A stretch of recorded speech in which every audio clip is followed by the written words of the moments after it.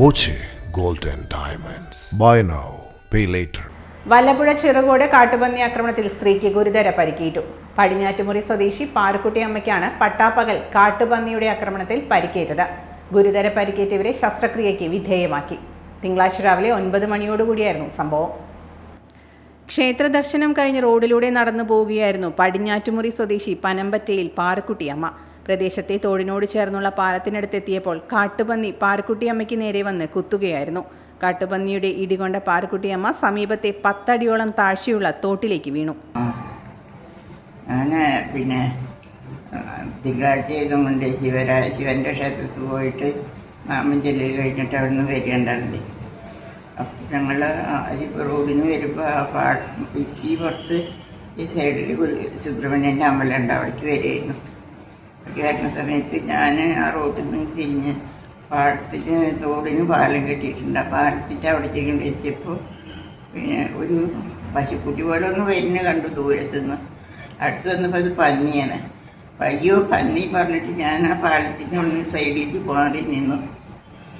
പന്നി വന്നത് തല കുലുക്കിയിട്ട് വന്നിട്ട് എൻ്റെ ഒരു തട്ടിയിട്ട് ഞാൻ തോട്ടിലേക്ക് വീണു. പിന്നെ പന്നി പോയി നിന്ന് കണ്ടു തോട്ടിലേക്ക് അത് വീണ്. ഇപ്പോൾ ഈ സൈഡിൽ വീണിട്ടായിരിക്കും, വലത്തെ സൈഡിന് വീണതെന്നോ തോന്നുന്ന ചെയറൊക്കെ ഉണ്ടായിരുന്നു.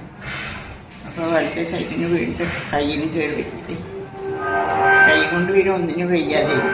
അങ്ങനെ അപ്പുറത്ത് ഈ പാടത്ത് വാഴങ്കത്ത് പറിക്കണ ഒരു മുസ്ലിം ചെക്കുണ്ടായിരുന്നു, അവന് ഓടി വന്നു. എൻ്റെ നെരോളി കേട്ടിട്ട് അത്ര വന്നിട്ട് അപ്പോഴേക്ക് വേറെ ഇത്തരം കൂടി ഉണ്ടായിരുന്നു അവിടെ, മനോജ് പറഞ്ഞിട്ട് അവനും കുഞ്ഞാലി കൂടി വന്നിട്ട് പിന്നെ പിടിച്ച് കയറ്റുമ്പോഴേക്ക് പിന്നെ റോഡിൽ കൂടെ ആൾക്കാർ വന്നു, വണ്ടിയൊക്കെ വന്നപ്പോൾ ആൾക്കാരൊക്കെ എല്ലാവരും കൂടി വന്നു. തോട്ടിനെടുത്തിട്ട് റോഡിലേക്ക് കയറ്റിയിരുത്തി. അപ്പോൾ വേറെ എവിടെയും എനിക്കൊന്നും തോന്നിയില്ല, ഈ കയ്യിന് മാത്രമുള്ള വേദന തോന്നി. അതിൽ പിന്നെ ഒരു ഓട്ടോറിക്ഷക്കാരൻ വന്നപ്പോൾ അതിൽ കയറി വീട്ടിൽ പോയി തലയിലും കൂടി ചേറുണ്ടായിരുന്നു.